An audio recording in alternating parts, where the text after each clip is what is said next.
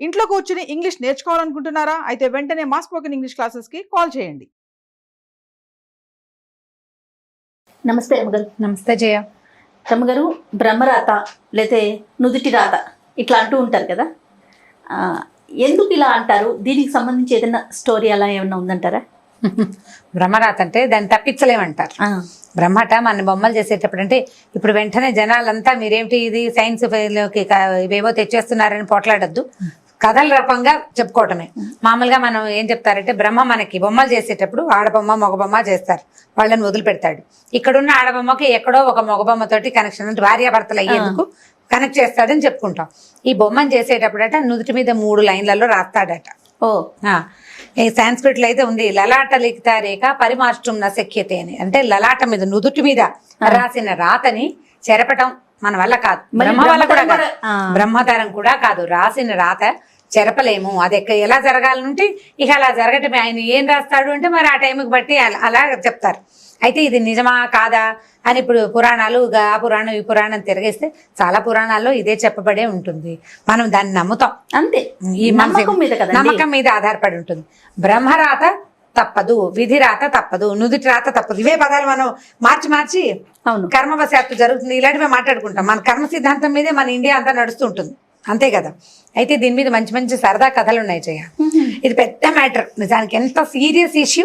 అవును, దీని మీద కూడా మనం సరదాగా కథలు చెప్పుకోవచ్చు. అయితే ఒక కథ చెప్తాను చూడండి. ఒక రాజుగారికి ఒక కూతురు ఉంది. రాజుగారి కూతురు భార్య భర్త రాజు రాణి ఇద్దరు ఉన్నారు. వాళ్ళకి లేక పుట్టింది ఈ కూతురు. ఆ పిల్ల పేరు సుశీలట. అయితే ఏంటంటే రాజుగారికి ఒక మేనల్లుడు ఉన్నాడు, రాణి గారికి కూడా ఒక మేనల్లుడు ఉన్నాడు. అంటే రాజుగారికి చెల్లెలు కొడుకు, రాణి గారికి ఒక అక్క కొడుకు ఉన్నారు. ఈ కొంతకాలానికి పిల్ల కాస్త పెద్దదైంది, 14 ఏళ్ళు అలా వచ్చినాయి. వస్తే ఏమైందంటే రాజుగారు అన్నాడు, పిల్లకి 14 ఏళ్ళు వచ్చినాయి, ఇంకా పెళ్లి చేసి మనం అల్లునికి రాజ్యం ఇచ్చేసేద్దామో అని చెప్పాడు. రాణిగారు సంతోషించింది, రెడీగా ఉంది పెళ్లి కొడుకు పేరు చెప్పడానికి. అయితే రాజుగారు అన్నాడు, రేపే మా చెల్లెలు కొడుకుని పిలిపిస్తాను, వాళ్ళందరికీ ఉత్తరాలు రాసేస్తే అందరూ వచ్చేస్తారు, నేను చక్కగా సరదాగా పెళ్లి చేసేసి పట్టాభిషేకం చేసేద్దాం అన్నాడు. అయ్యో, రాణిగారు కొళ్ళు మండింది. మీ చెల్లెలు కొడుకు ఎవడు మధ్యలో? నేను పుట్టింట్లో పురుడు పోసుకున్నాను, అప్పుడే మా అన్నయ్యకి చెప్పాను, మా అన్నయ్యకి మాట ఇచ్చాను మీ అబ్బాయికి నా పిల్లనిస్తానని. వాళ్ళే నేను మన పిల్ల పుట్టంగానే మా అన్నయ్య గారి అబ్బాయికి మనసులోనే ఊహించుకుని పట్టాభిషేకం చేసేసుకున్నాను, కాబట్టి నా పిల్లని నేను మా అన్నయ్య కొడుకే ఇస్తాను. కాదు రమ్మగారు, రాజరికాల్లో కూడా ఇలా ఉన్నాయా? ఉండేవి, ఎందుకు ఉండవు? ఒకతే పిల్లుంది. జనరల్ గా మనం మామూలు మన లైఫ్ స్టైల్లో చూస్తాం. మన ముందు తరాల వాళ్ళు ఖచ్చితంగా మేనరికాలకే ఇచ్చి చేసుకునేవాళ్ళు, బయటికి ఇవ్వకుండా. కానీ రాజుల్లో కూడా అంటే జానపద గాథల్లో అంటే ఇప్పుడు ఎలా అంటే ఒకతే పిల్ల ఉందనుకో జయ రాజుగారికి, ఇప్పుడు పిల్లని ఎవరో బయట వాడు ఎవడికో ఇస్తే వాడెవడికో రాజ్యం పోకుండా తమ రక్త సంబంధం తమకి సంబంధించిన వాడికి ఇస్తే తమ వంశానికి ఇబ్బంది లేకుండా ఉంటుందని ఫీల్ ఉంటుంది కదా, బంధువులకి చుట్టుపక్కలకి ఇబ్బంది లేకుండా ఉంటుంది. దానికోసం వాళ్ళు ఆలోచించారు. రాజుగారికి నచ్చల. మీ అన్న కొడుకు ఎవడు మధ్యలో? పిల్ల నా పిల్ల, రాజ్యం నాది, మా చెల్లెలు కొడుకు ఇస్తాను, మా చెల్లెలు కూడా నాతో పాటు ఈ రాజ్యంలో పుట్టింది, దాని కొడుకు ఈ ఊళ్ళోనే పుట్టాడు, మా చెల్లెల కొడుకు ఇక్కడే పుట్టాడు. ఆడపిల్లల పుట్టిళ్లలో పురులు పోసుకుంటారు కదా, మరి మా చెల్లెల కొడుకు ఇక్కడే పుట్టిన వాడికి నేను ఇస్తాను, కానీ అక్కడెక్కడో మీ అన్నయ్య గారి ఇంట్లో పుట్టిన వాడికి నేను ఎందుకు ఇస్తాను? ససేమిరా కుదరదన్నాడు రాజు. వాళ్ళిద్దరూ పొట్టాడుకున్నారు ఆ పూట. సరే ఏం చేశారు, ఆవిడ దారిని ఆవిడ, ఈయన దారి ఈయన కలిసి అబ్బాయిలిద్దరిని దించారు ఊళ్ళోకి. దించి చెరుకో మేడలోనూ రహస్యంగా పెట్టారు. ఇవి ఏం చేశారు, తెల్లారేసారు కదా వచ్చేసారు రాజకుమారులు ఇద్దరు. వీళ్ళిద్దరు ఏం మాట్లాడుకున్నారంటే సరే నీ ఇష్టం అంటే నీ ఇష్టం అన్నారు పైకి. ఈ పెళ్లి టైంకి ఎలాగోలాగా పెళ్లి కొడుకుని మార్చేయాలని ఆయన అనుకున్నాడు, ఈవిడ అనుకుంది. ఏదో రకంగా చేసి పెళ్లి చేసేసేయాలి, పెళ్లి అయిపోయి ఇంకేం చేస్తారు, చచ్చినట్టు ఊరుకుంటారని ప్లాన్ చేసుకున్నారు. అయితే ఏమైందట, ఆ రోజు సాయంకాలం ఈ రాజకుమారులు ఇద్దరు చెరో మేడ మీద, రాణి గారు అమ్మాయి ఈ రాజుగారి అమ్మాయి ఓ మేడ మీద, రాజుగారు భార్య భర్త ఇంకో మేడ మీద పైన నుంచుని మాట్లాడుకుంటున్నారు. అవతల అంటే నుంచున్నారనమాట. ఈ పైనుంచినట ఆకాశ మార్గంలో బ్రహ్మ విష్ణువు మహేశ్వరుడు ముగ్గురు సాయంకాల వ్యాహ్యాలకి తిరగడానికి వచ్చారు. ఆకాశ మార్గంలో తిరుగుతుంటే ఇక్కడ ఉన్న సన్నివేశం కళ్ళ కట్టినట్టు కనపడుతుంది. రాజు రాణికి ఓ పిల్లుంది, వాళ్ళిద్దరూ చెరుకో పిల్లాడికి ఇవ్వడానికి 2 అబ్బాయిల్ని రెడీగా పెట్టారు కనిపిస్తుంది. ఇప్పుడు వీళ్ళిద్దరు అడిగారు బ్రహ్మని, ఏమయ్యా ఈ పిల్లకి వీళ్ళిద్దరిలో ఎవరితో పెళ్ళవుతుంది అనేసరికల్లా బ్రహ్మ బాగా నవ్వాడు. నవ్వు మొహం పెట్టాడు. ఈ వీళ్ళతో అవ్వదండి అన్నాడు. అదేమిటి, ఎందుకు అవ్వదు?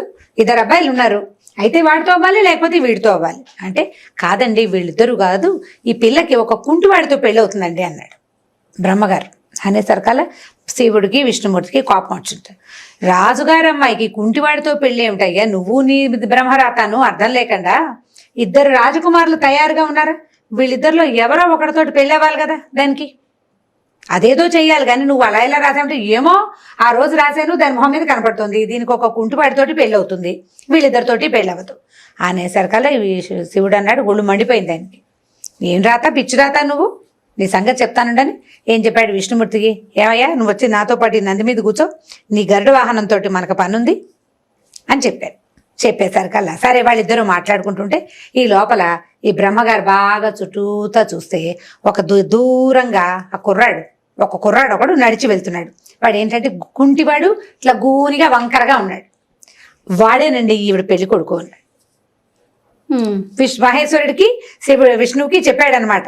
ఆ వెళ్తున్న కుంటివాడే ఈ పిల్ల తాలూకు పెళ్లి కొడుకు అంటే, ఓరి నీ పని పాడుగాను, వీళ్ళిద్దరిని వదిలేసట పిచ్చివాడితోటి పెళ్లి కుదురుస్తావా, వాడు చూడు ఎంత అసహ్యంగా ఉన్నాడో, మట్టి కొట్టుకుని వాడికి ఇస్తావుటయ్యా ఈ రాజుగారు అమ్మాయిని అంటే, నాకు తెలియదు మొహం మీద రాశాను కనపడుతోంది, వాడే పెళ్లి కొడుకు అనగానే మహేశ్వరుడు అన్నాడు, ఇదే మనం చేయాల్సిన పని, నువ్వు వచ్చిన అన్ని మీద కూర్చొని గరుత్మంతుడికి ఏం చెప్పాడంటే, ఒరే గరుడ తొందరగా వెళ్ళి ఈ కుంటివాడు ఉన్నాడే వీడిని 7 సముద్రాల అవతల అడవిలో పడేసిరా, వాడిని అక్కడ పడి వచ్చేసే నువ్వు అన్నాడు. అనగానే గరుత్మంతుడు ఏం చేశాడు, విష్ణుమూర్తి దిగ్గానే గరుత్మంతుడు రయ్యమని పరిగెత్తుకుంటూ వెళ్ళి 2 కాళ్లతోటి ఈ కుంటివాడిని పట్టుకుని తీసుకెళ్లి 7 సముద్రాల అవతల ఉన్న ఒక చిట్టడవిలో పడేసాడు. అయిపోయింది. ఇక ఇప్పుడు పెళ్లి కొడుకులు వీళ్ళిద్దరే రెడీగా ఉన్నారు. 3వ పెళ్లి కొడుకు బ్రహ్మగారు ప్రపోజ్ చేసిన కుంటివాడు అక్కడ లేదు, ఆప్షన్ లేదు, ఇక వీళ్ళిద్దరే మిగిలారు. అక్కడి నుంచి ఏమైంది, రాత్రికి అంతా పెళ్లి సన్నాహాలు జరుగుతున్నాయి, అంతా కోలాహలంగా ఉంది.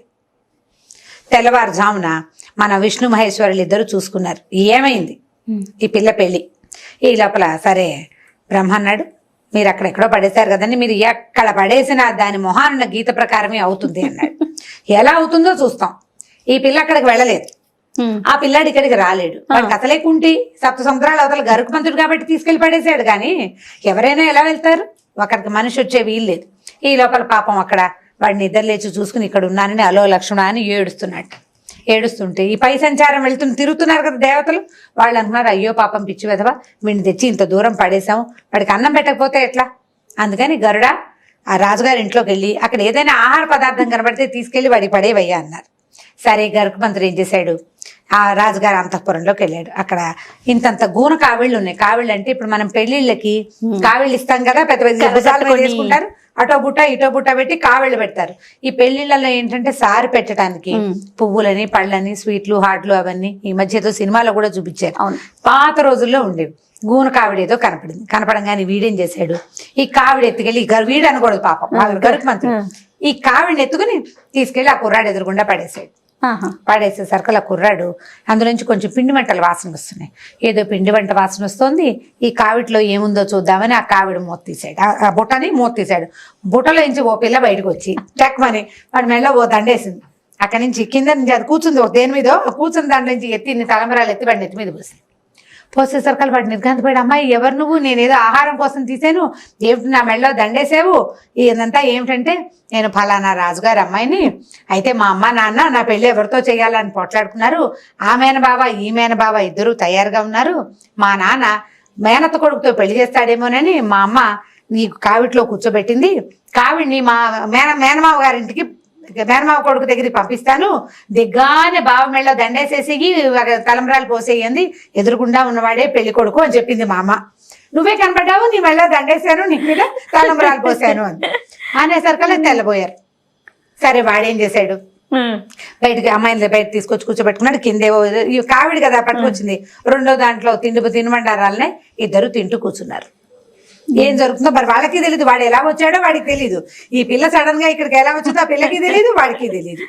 కాసేపు గడిచింది. ఈ లోపల ఏమైంది, తెల్లారిపోయింది, పెళ్లి కూతురు కనపట్టలేదని రగడొచ్చేసింది. అక్కడ పిల్లేది, పెళ్లి కూతురు లేదు. అతను ఈవిడేమో కావిట్లో కూర్చోబెట్టింది, కావిడే లేదు. ఇప్పుడు ఆ కావిడ ఎవరింటికి చేరిందంటే ఎవరింటికి చేరలా, ఆ పెళ్లి వాళ్ళ ఇంట్లోనూ చేరలేదు, ఈ పెళ్లి వాళ్ళ బిల్డింగ్ లోకి చేరలేదు.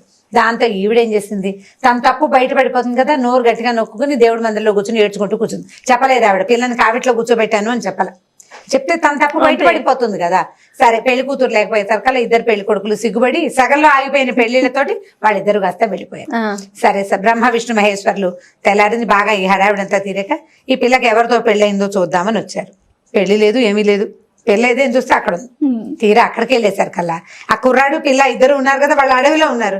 వీళ్ళు ముగ్గురు ఏం చేశారంటే మన చక్కగా బ్రాహ్మణ వేషాలు వేసుకుని వెళ్ళారు వాళ్ళ దగ్గరికి. వెళ్ళేసరికల్లా ఆ పిల్లాడు ఇద్దరు వాళ్ళ దగ్గర ఉన్న సేవో బ్రాహ్మలు వచ్చారు. పాప మన పెళ్లి ఇప్పుడే కదా పెళ్లి అయింది, అందుకని వాళ్ళకి అక్షంతలు ఇచ్చి దండం పెట్టి ఆ ఉన్న రెండో గోన్లో ఉంది కదా స్వీట్లు హాట్లు తీసి బ్రాహ్మల చేతిలో పెట్టారు. పెట్టేసరికల్లా ఏరా అబ్బి ఇక్కడికి ఎలా వచ్చావు అని అడిగారు. ఏమోనండి నాకు తెలీదు, ఎవరో ఎత్తుకొచ్చారు, ఇక్కడ పడేశారు. రాత్రంతా ఒక్కడనే ఉన్నా, చీకట్లో ఆకలిస్తోంది అనుకున్నాను. పొద్దున్నే ఏదో కావిడ వచ్చి పడిందండి, అందులో స్వీట్లు ఉన్నాయని ఓపెన్ చేస్తే అందులో పిల్ల వచ్చిందండి బయటికి. అదేమో దండేసింది. రాజుగారు అమ్మాయిట, ఈ రాజుగారు అమ్మాయి నేనేం చేస్తాను, ఈ అడవిలో ఏం చేయాలో తెలియట్లేదు అని చెప్పాడు. చెప్పేసరికల్లా విష్ణు మహేశ్వర్లు ఇద్దరు మొహమొహాలు చూసుకున్నారు. బ్రహ్మరాత ఇలా ఉంటుంది, ఏం చేసినా జరగాల్సింది జరక్క మాంతు. మాస్టర్ ప్లాన్ అంటాం దాన్ని. అంతే, ప్లాన్ ప్రకారం ఎలా జరగాలో అలా జరిగిపోతుంది. ఆయన రాశాడు అంతే. ఇప్పుడు దాని అంతటా అది అయ్యే అవకాశం లేదు. వాళ్ళు రోడ్డు మీద పోతున్న కుంటివాడిని తెచ్చి రాజు గాని రాణి గాని తమ పిల్లకి చెయ్యరు కదా.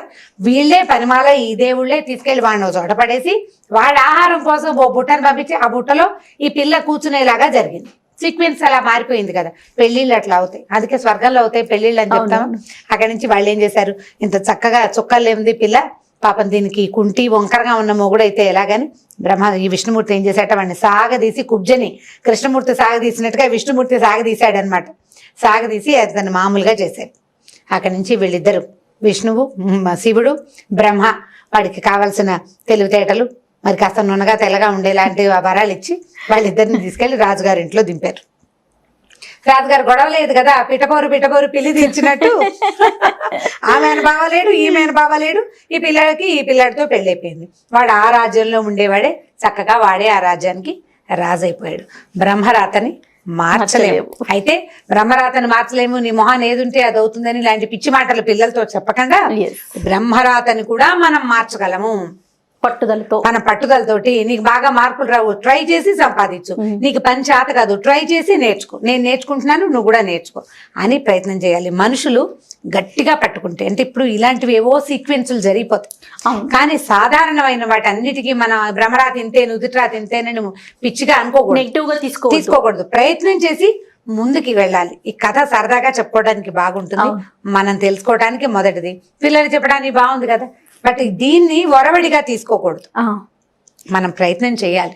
మానవ ప్రయత్నం గట్టిగా చేస్తే బ్రహ్మదేవుడు కూడా దిగి రావాల్సిందేనని చెప్తారు. కాబట్టి ప్రయత్నం చేసుకోవాలి. పిల్లలకి అది చెప్పాలి. దాంతోపాటు ఈ కథను కూడా చెప్పుకుంటే బాగుంటుంది. మనం చెప్పే చాలా కథలు చెప్పామా, అందులో ఇది ఒక కథ. మనిషి అనుకుంటే సాధ్యం కాదు ఏది లేదు. ఇప్పుడు చంద్రుడి మీదకి ఎక్కిపోతున్నాం కదా మనం. ఎగ్జాక్ట్లీ. అదే. ఓకే రమ్మ గారు, ఇంకొక స్టోరీతో మళ్ళీ కలుద్దాం. తప్పకుండా.